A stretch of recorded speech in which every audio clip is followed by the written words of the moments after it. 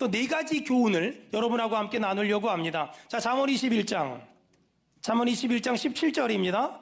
잠언 21장 17절. 우리 다 같이 읽겠습니다. 시작. 연락을 좋아하는 자는 가난하게 되고 술과 기름을 좋아하는 자는 부하게 되지 못하느니라. 거기 보니까 연락을 좋아하는 자 언더라인 쳐보세요. 연락을 좋아하는 자는 가난해진대요. 연락을 좋아하는 자는 가난해진다. 여러분, 여기 나오는 가난과 마태복음 5장의 심령이 가난한 자는, 여기 나오는 가난은 똑같은 말이 아니에요. 연락을 좋아하는 자는 가난해진다. 돈이 없어진다 이 말이죠.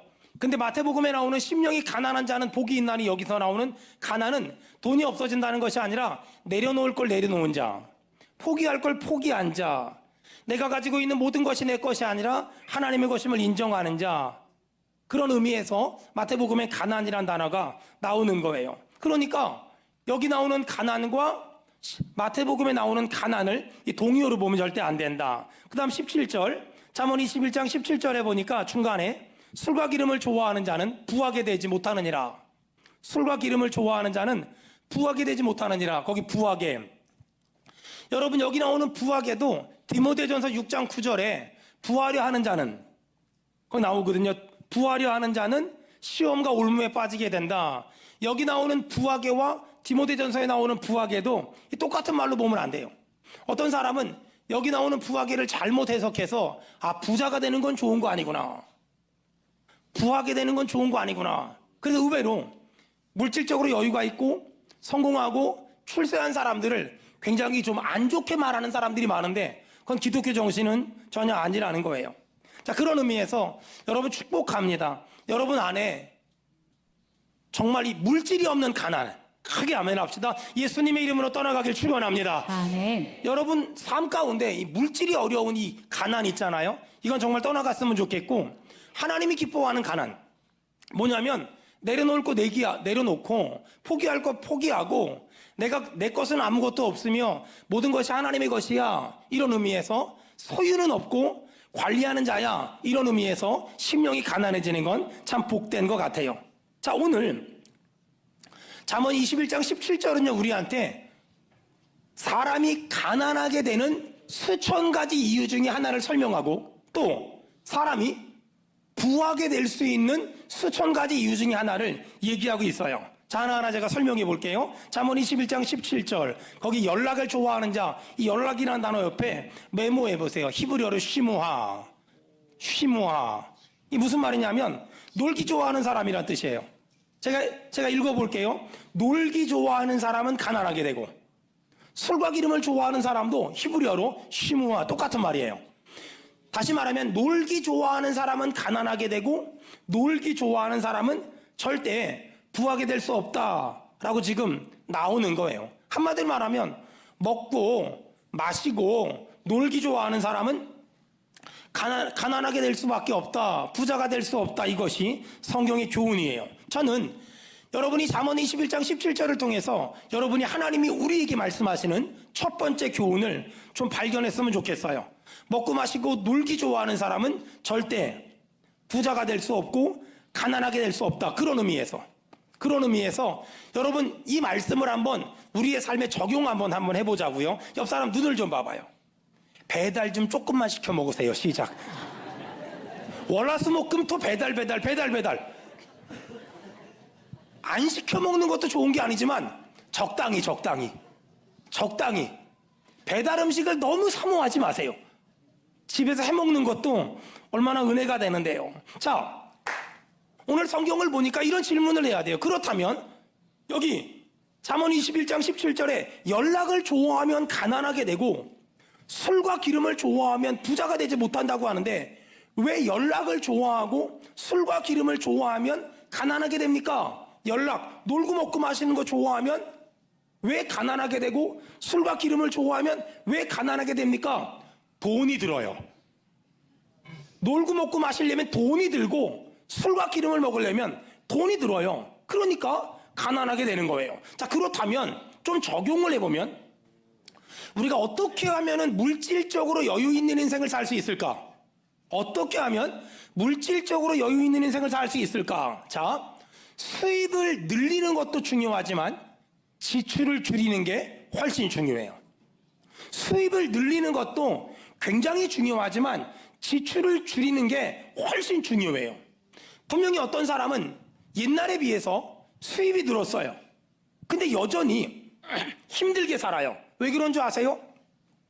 수입이 늘자마자 지출을 늘려버려서. 아니, 수입이 늘지도 않았는데 수입이 늘 줄 믿고 지출을 늘려버렸어요. 그러니까 수입이 늘었음에도 불구하고 지출이 늘어났기 때문에 여전히 좀 힘든 인생을 살아가는 거예요.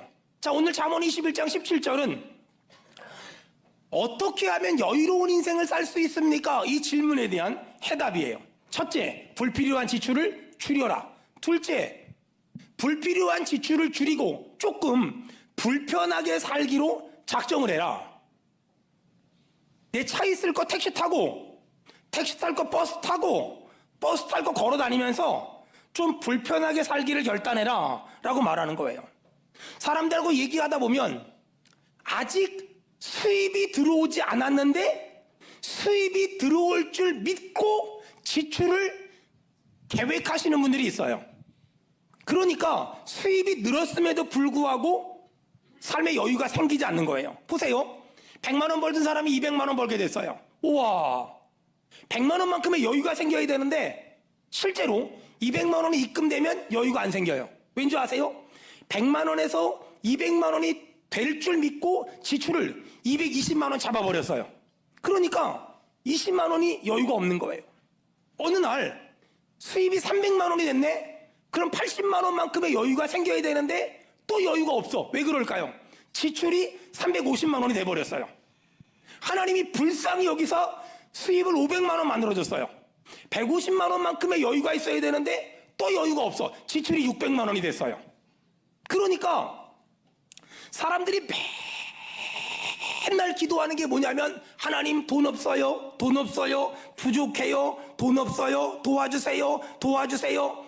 계속 이 기도만 하는 거예요. 여러분, 없는 것을 달라고 하는 기도보다 있는 것을 어떻게 쓸지를 묻는 기도를 한다면 하나님 얼마나 좋아하실까. 하나님, 나 요즘에요 체력이 너무 넘쳐요. 이 넘치는 체력을 어떻게 쓰면 좋을까요? 하나님, 이번 달에 월급이 50만 원이 올랐는데 이 돈을 어떻게 쓰면 좋을까요? 하나님, 나요 요즘에 시간이 좀 남는데 이 시간을 어떻게 쓰면 좋을까요?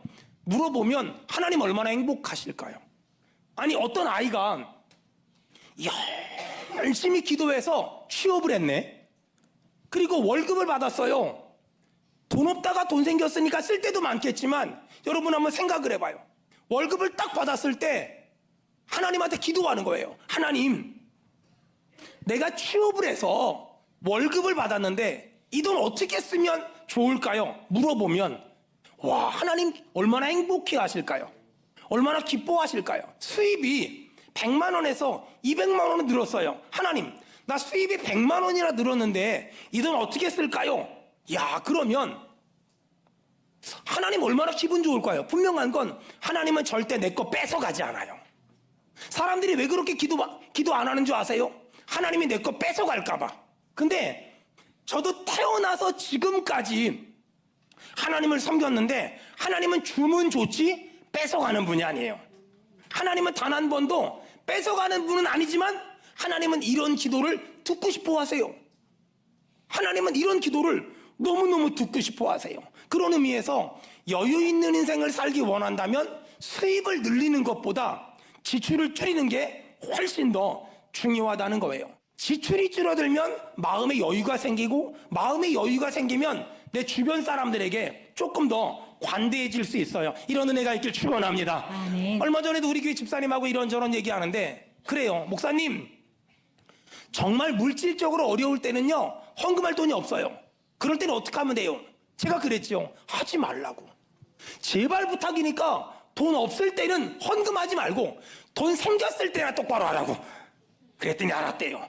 여러분, 돈 없는 중에 하는 것도 믿음이지만 복 받아서 하는 게 믿음이에요. 아멘. 복 받아서 하는 게, 돈 없을 때 힘들게 하는 것도 믿음이지만 복 받아서 하는 게 좀 믿음이라고 생각해요. 자, 그렇다면 왜 우린 지출을 줄이지 못할까? 간단해요. 왜 우리는 지출을 줄이지 못하냐면 이런 거예요. 남들이 하는 거 나도 하고 싶고 남들이 사는 거 나도 사고 싶은 거예요. 여러분, 근데 남들이 하는 걸 내가 정말 해야 되는지 돌다리를 두들겨 보세요. 남들이 사는 걸 내가 사야 되는지 돌다리를 두들겨 보세요. 그리고 나서 정말 사야 되는지 아니면 안 사도 되는 건지 아니면 나중에 사야 되는 건지 분별할 수 있어야 돼요. 오늘 설교 들으면서 아마 어떤 분은 그럴 수 있어요. 아니, 목사님이 왜 이러지 오늘? 왜 저렇게 예민한 문제를 얘기하시고 설교하시지? 왜 우리 아빠처럼 우리 엄마처럼 왜 저러시지? 하는 분들도 있을 텐데, 여러분 왜 그러냐면 지출을 줄이잖아요. 물질적인 여유가 생기잖아요. 그럼 사람이 마음의 여유가 생겨요. 마음의 여유가 생겨야 남편도 여유 있게 바라볼 수 있고 아내도 여유 있게 바라볼 수 있고 아이들도 여유 있게 바라볼 수 있어요. 내가 물질적으로 여유가 없으면 괜히 별것도 아닌데 예민해지고 별것도 아닌데 까탈스러워져요. 여러분 축복합니다. 여러분 좀 불편하게 살더라도 빚을 줄이고 좀 불편하게 살더라도 지출을 줄여서 물질적인 여유를 회복해서 여러분이 남편과도 아내와도 작은 천국 같은 일상 살길 바라고 아이들과도 부모님과도 작은 천국 같은 일상 살길 축원합니다. 아멘. 사업하는 분들도 마찬가지예요. 요즘 사업 좀 잘 된다고 불필요한 지출 막 만들지 말고 유동성 자금을 좀 넉넉하게 만드세요. 그러면 사업이 조금 어려워졌을 때 쉽게 넘어갈 수 있는 것 같아요. 전 우리 성도들이 수입을 늘리기 위한 고민보다 지출을 줄이기 위한 고민을 더 많이 했으면 좋겠어요. 여러분 이렇게 지출을 줄이잖아요. 그러면 돈을 조금 벌어도 그 사람이 밉지 않아요. 근데 지출을 늘려놓은 상태에서 남편의 월급을 보면 짜증부터 나요. 지출을 줄이면, 지출을 늘리면 1,000만 원을 벌어봐도 작고 지출을 줄이면 100만 원을 벌어봐도 큰 거예요. 여러분, 전 여러분들이 다시 한번 하나님 앞에 기도하면서 수입을 늘리기 위한 고민보다 지출을 줄이기 위한 고민을 해서 물질적인 여유를 가지길 바라며 주변 사람과도 화평하게 살기를 주의 이름으로 축원합니다. 아멘. 자, 두 번째 20절입니다. 잠언 21장. 자, 20절 우리 다 같이 크게 읽겠습니다. 시작. 지혜 있는 자의 집에는 귀한 보배와 기름이 있으나 미련한 자는 이것을 다 삼켜 버리느니라. 자, 지혜 있는 자의 집 언더라인 쳐보세요. 지혜로운 사람은 집에 있는 귀한 보배와 기름이 여전히 있대요. 근데 미련한 사람은 언더라인 쳐보세요. 이것을 다 삼켜버린대요. 지혜로운 사람은 집에 있는 것들이 그대로 유지돼요. 부모님이 물려주고 또 어디서 생기고 이런 것들이 그대로 유지가 돼요. 미련한 집은요, 이게 하루아침에 다 없어져요. 여러분 아마 가정마다 재정을 책임지는 분이 있을 거예요. 우리 교회도 재정부가 있잖아요. 그들을 위해 기도해 주세요. 하나님 저들이 지혜로워서 하나님이 주신 물질 잘 관리하게 도와주시옵소서. 여러분 여러분의 가정에 재정사고 일어나질 말길 바라며 여러분의 사업장도 재정사고 일어나지 말길 바라며 여러분의 가정도 우리 교회도 재정사고 없길 축원합니다. 아멘. 자, 그러기 위해서 제가 중요한 얘기 할 거예요. 아내 여러분, 남편이 모르는 빚을 만들지 마세요. 남편이 모르는 빚, 이거 터지면 힘들어져요. 남편 여러분, 아내가 모르는 빚을 만들지 마세요. 이거 터지면 굉장히 어려워져요. 마찬가지로 여러분, 아내가 모르는 돈을 남자들 만들지 마세요. 남편이 모르는 돈을 절대 만들지 마세요. 아내가 모르는 빚이나 아내가 모르는 돈, 남편이 모르는 빚이나 남편이 모르는 돈은 없어야 돼요.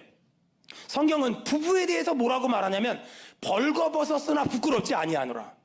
그러니까 부부는 다 드러내도 부끄럽지 않은 그런 관계가 돼야 돼요. 그런 의미에서 여러분 옆 사람 눈 보면서 한마디 합시다. 만약에 여 근처에 배우자가 있으면 배우자 보면서 한마디 합시다. 딴 주머니 차지 마세요. 시작. 이런 얘기를 들었으니까 고민하잖아요. 딴 주머니 있는데 어떡하지? 내일 새벽에 헌금하세요. 그러시면 다 해결될 수 있습니다. 딴 주머니 차지 마세요. 그리고 여기 혹시 내일 출근하자마자 은행에 가서 남편 몰래 대출 받으려고 아내 몰래 대출 받으려고 그런 마음을 품고 있었다면 오늘 하나님이 내게 주신 말씀으로 받고 남편 몰래 아내 몰래 아무것도 하지 마세요. 왜냐하면 내가 하려고 하는 행동이 아무리 선할지라도 내 아내를 속이는 일이라면 내 남편을 속이는 일이라면 하지 않는 것이 하나님의 뜻이에요. 제가 결혼을 앞둔 청년들 결혼 예비학교 하잖아요. 제가 그 결혼을 앞둔 청년들한테 꼭 제가 당부하는 게 하나 있어요. 결혼하기 전에 빚을 다 깔아. 빚을 100%다 오픈해라. 1억이란 빚이 있다는 걸 알고 결혼하는 건 상관없다. 부부가 살면서 갚으면 되니까. 하지만 빚이 있다는 걸 모르고 결혼했는데 한 달 지나서 1억짜리 카드 날라오면 살기 힘들다. 굉장히 힘든 시간을 보내게 될 거다. 실제로 제가 상담했던 부부 중에 한 부부는 남자도 은행에 다니는 평범한 사람이고 아내도 발레 학원을 하는 평범한 사람이었어요. 근데 이 사람들이 결혼을 했는데 한 달 지났는데 남편 앞으로 1억짜리 카드 빚이 날라온 거예요. 아내가 그걸 보고 무슨 생각을 했을까요? 평범한 직장인이 어떻게 이런 빚이 있지? 이게 첫 번째 질문이에요. 두 번째 질문은요. 이 빚 말고 또 다른 빚은 없을까? 나중에 알고 보니까 경마를 했더라고요. 그리고 여기저기 사채가 꽤 많았어요. 그 결혼은 거기서 끝날 수밖에 없었어요. 여러분, 오늘 하나님이 우리한테 뭐라 그래요? 지혜로운 사람은 하나님이 주신 걸 잘 관리한대요. 미련한 사람은 하나님이 주신 걸 다 없애버린대요. 여러분, 하나님에게 지혜 받아서 하나님이 주신 거 잘 관리하는 저와 여러분 되길 축원합니다. 아멘. 자, 세 번째입니다. 잠언 21장 18절입니다. 잠언 21장 18절 우리 다 같이 읽겠습니다. 시작. 악인의 의인의 속전이 되고 사악한 자는 정직한 자의 대신이 되느니라. 악인은 의인의 속전이 되고 사악한 자는 정직한 자의 대신이 되느니라. 쉽게 말하면 우리 주변을 보면 악한 사람들이 악한 방법으로 돈을 버는 경우가 비일비재해요.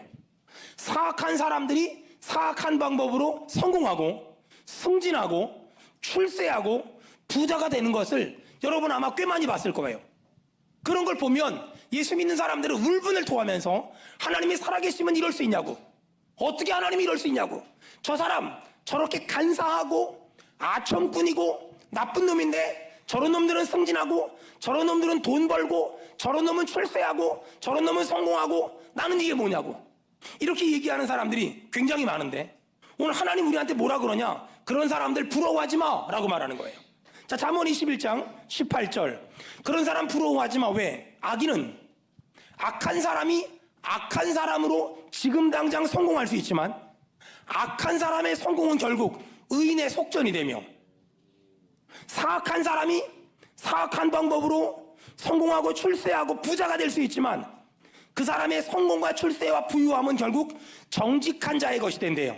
여러분, 이 은혜 믿길 축원합니다. 아멘. 그러니까 나를 힘들게 하고 아프게 하고 사기치고 속이고 공갈쳐가지고 이득을 가져간 사람이, 아니 저 사람은 하나님을 믿지 않고 나쁜 짓만 하고 우리를 힘들게 하고 저렇게 잘 먹고 잘 사는데 하나님 이럴 수 있냐고, 이런 거 하지 말라는 거예요. 왜냐하면 그 사람이 지금 당장은 승진하고 성공하고 출세하는 것 같지만 시간이 지나면 그 사람의 승진이 내 것이 될 것이고 그 사람의 성공이 내 것이 될 것이고 그 사람의 부유함이 내 것이 될 거라는 거예요. 여러분, 이런 간증이 있길 축원합니다. 아멘. 하나님은 두 눈 시퍼렇게 뜨고 쳐다보고 계세요.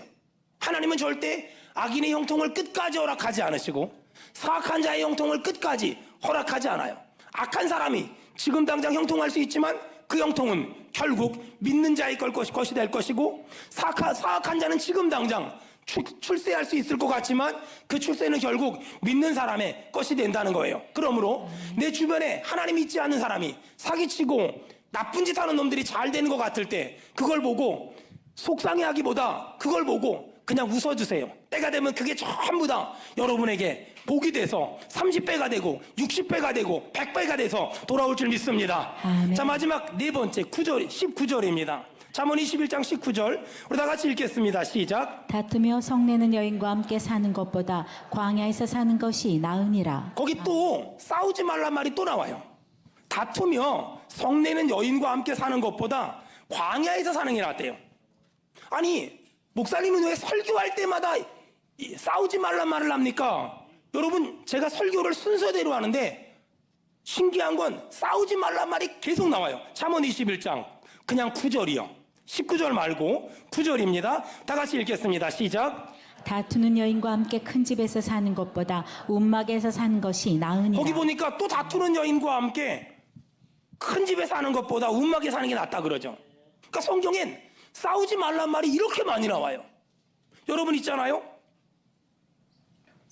어떤 사람들은 이렇게 성경에 싸우지 말란 말이 많이 나오는데 이 말은 가볍게 생각하고 나는 큰 집에 사는 게 좋아. 난 싸우면서라도 큰 집에 사는 게 좋아. 우기는 사람들이 있어요. 또 어떤 사람들은 목사님 싸워서라도 옳은 건 옳은 거죠. 잘못된 건 잘못된 거죠. 이렇게 우기는 사람들이 있어요. 또 어떤 사람들은 목사님 부부싸움은 칼로 물베기잖아요. 말하는 사람이 있어요. 다 거짓말이에요. 여러분 오늘부터 부부싸움이 칼로 물베기라고 생각하면 한번 한 달만 싸워보세요. 못 살아요. 죽어도 못 살아요. 칼로 물베기가 아니에요. 어찌 보면 우리의 삶 가운데 우리가 속고 있는 게 뭔지 아세요? 싸우는 걸 너무 가볍게 생각하는 사람들이 많아요. 애들은 싸우면서 크는 거지. 아니요. 싸우면서 크지 않아요. 싸우면서 상처받지. 싸우면서 크는 거 아니라니까는요. 여러분 그런 말에 은혜 받지 마세요. 그런 세상 말에 은혜 받지 마세요.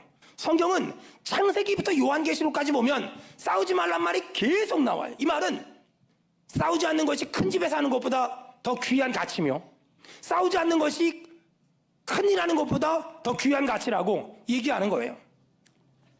이 말씀을 우리의 삶 가운데 한번 적용해 볼까요? 여러분 이런 거예요. 우리 교회가 뭐 재개발 지역에 편입됐다 그러더라고요. 몇 년 있다가 우리 교회가 재개발 건축을 해야 돼요. 제가 우리 교회 장로님들, 집사님들, 권사님들하고 싸우면서까지라도 여기 이 예배당을 한 3,000석짜리를 질 거야. 저보고 선배 목사님들이 예배당 크게 져서 총회 한번 하라고 그런 말 많이 하거든요. 제가 그러면 두 번 다시 안 만나요. 저는 그런 걸 할 힘도 없고 능력도 없고 은사도 없기 때문에. 근데 내가 만약에 여기저기 막 싸워가면서 예배당 크게 짓고 그리고 영상 음향 막 빵빵하게 하고 했어요. 근데 맨날 싸워. 시험 들어서 여러분 다 떠났어. 그런 교회가 좋아요? 아니면 그냥 평범하게 지어놓고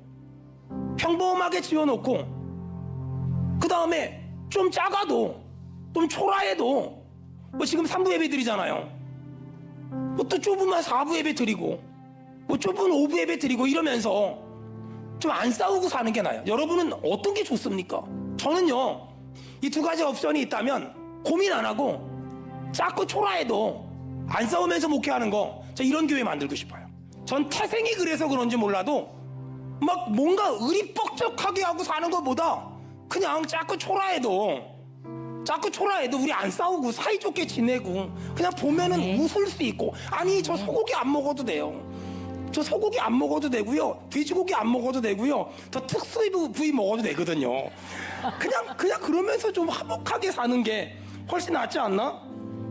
지난주부터 저희 교회는 2026년도 뭐 부서장들, 사역자들 다 임명하고 있어요. 앞으로 계속 임명할 거예요. 근데 제가 지난주부터 임명해 보니까 이 성격 급한 이 부서장들, 기관장들 있잖아요. 이분들은 벌써 여기저기 다니면서 나랑 같이 사역합시다. 제가 붙잡고 하지마. 사람이 일하면 사람이 일하는 거지만 하나님이 일하면 하나님이 역사하실 줄로 믿습니다. 아멘. 여러분 제가 이만큼 목회하면서 깨달은 진리가 뭔지 아세요? 엉성이 영성이에요. 좀 엉성한 게 좋아요. 너무 교회가 막 군대처럼 회사처럼 조직적이고 체계적이고 이런 거 하지 맙시다. 너무 막 조직적이고 체계적이고 막 질서와 이런 거 좀 하지 마. 숨막혀. 그냥 적당히 엉성하게. 여러분 한번 봐봐요. 너무 시스템이나 조직이 완벽하게 갖춰져서 하나님이 도와줄 게 없는 교회가 좋은 교회입니까? 아니면 우리 교회처럼 하나부터 열까지 엉성해서 하나님이 안 도와주면 큰일 나는 교회가 좋은 교회입니까? 이렇게 안 하면은 우리 교회. 다음 주에 바로 1억짜리 산다니까는요. 우리 교회요. 아니 저는 제가 생각하는 좋은 교회는 너무 조직적이고 너무 체계적이고 너무 완전해서 하나님이 역사를 안 해도 잘 돌아가 이런 교회보단 우리 교회처럼 뭔가 2% 부족해. 솔직히 5% 부족한데 좀 그런데 그래서 하나님이 안 도와주면 큰일 나. 이런 교회가 더 좋은 교회가 아닐까. 여러분 어떤 사람 그러더라고요. 목사님 저 사람 없으면 큰일 납니다. 그 사람 때문에 큰일이에요. 교회는 하나님이 없으면 큰일 나는 거지 그 사람이 없다고 큰일 안 나요. 교회는요 이가 없으면은요 잇몸으로 하면 되는 게 교회지 그 사람 없으면 큰일 나. 어떤 분은 그러더라고요. 아우 그 부서에 그 사람이 있어서 나 거기 가기 싫어요.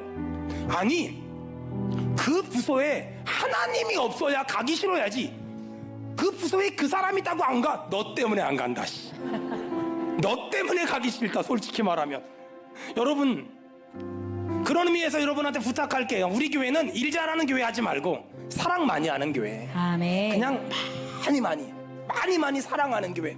엊그제 우리 교회 집사님 중에 그 내년에 예배부를 섬기게 됐다고 저한테 그러세요. 목사님 예배부를 어떻게 하면 잘 섬길 수 있을까요? 제가 알려드렸어요. 일단 집에서 깨끗한 옷을 입고 오셔서 가장 깨끗한 옷 입고 오셔서 안내를 해주세요. 올 때 사탕을 2봉지 혹은 3봉지 정도를 사오라고. 이왕 사탕이면 신맛이 좋다고. 그러면서 안내 쓸 때마다 사람들 들어올 때마다 나눠주는 거예요. 신맛을 나눠줘야만 되는 이유는 나중에 먹지 말고 그 앞에서 먹으라고. 그럼 딱 깨물었을 때 쉬니까 윙크가 될 거 아니야. 서로 윙크하며 살면 얼마나 은혜가 됩니까? 안녕하세요 못 본 척하고 이러지 말고 신사탕을 마이쮸 같은 거 이런 거 먹고서 이렇게 윙크하고 가면 너도 좋고 나도 좋고 우리 모두 좋고 얼마나 좋아요.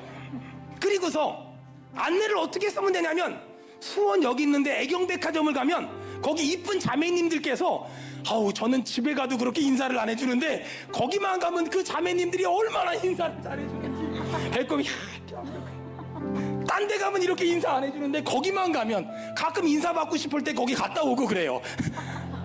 그 사람들처럼 이렇게 인사해주면 얼마나 좋냐고요. 그랬더니 내년부터 그렇게 하겠다고. 여러분 저는요 일 잘하는 교회 하지 말고요 그냥 사랑 많이 해주는 교회요. 큰일 하려고 하지 말고요 큰 사랑 많이 하는 교회요. 내가 부장이 됐으니까 이렇게 할 거야 제발 그것 좀 하지 말고요 아무것도 하지 마세요.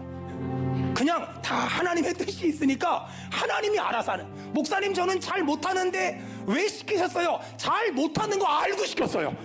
저는 잘하는 사람 안 시켜요. 잘할까봐. 지난주에요 추수감사주일인데 찬양대가 너무 잘하는 거야. 걱정이 됐어요. 저 정도 잘하려면은 우리 권혜린 권사님이 얼굴을 몇 번 찡그렸을 텐데 걱정이 되는 거예요.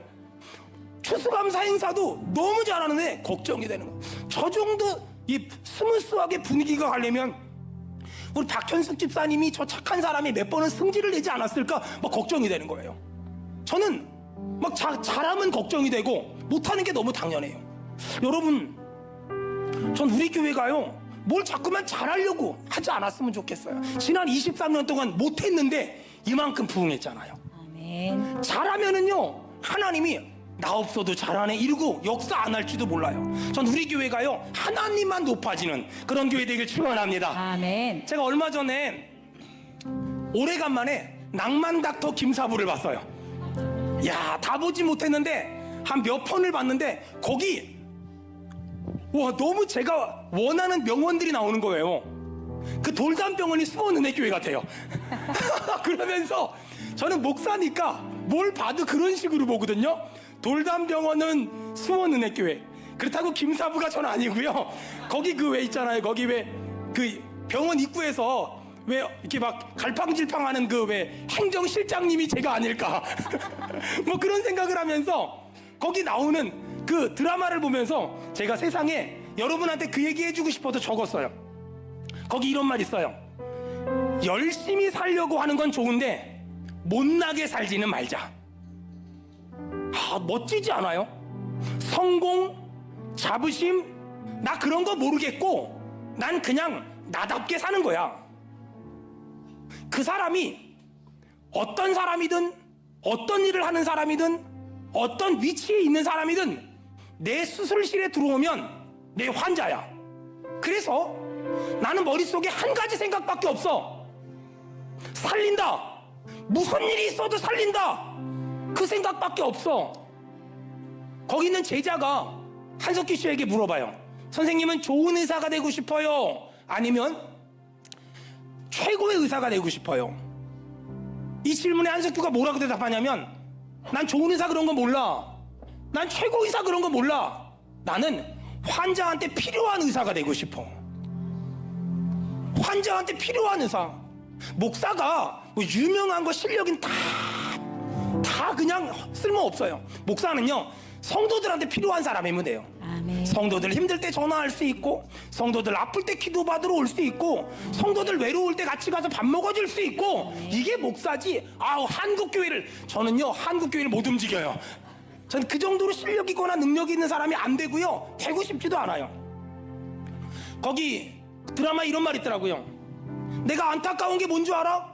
의사들이 선생님이 되려고 하지 않고 의사 사장님이 되려고 하는 게 문제야. 그게 변질이야. 의사가 의사 선생님이 돼야지. 의사 사장님이 되려고 하니까 병원이 이 모양 이 꼴인 거야. 포기하는 순간 사람은 핑계를 찾고, 하겠다고 마음 먹는 순간 사람은 방법을 찾는 거야. 우리가 왜 사는지, 무엇 때문에 사는지 이 질문을 포기하면 안 돼. 왜 사는지, 무엇 때문에 사는지 이 질문을 포기하면 안 돼. 이 질문을 포기하는 순간 우리의 삶의 낭만은 없어지는 거야. 여러분, 저는 우리 교회가 돌담병원 같은 교회가 됐으면 좋겠어요. 정말 살리는 교회.